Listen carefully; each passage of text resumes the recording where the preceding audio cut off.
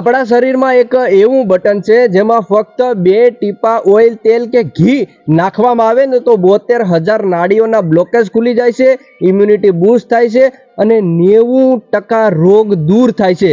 જ્યાં મિત્રો એવું જબરદસ્ત બટન એટલે આપણી નાભી।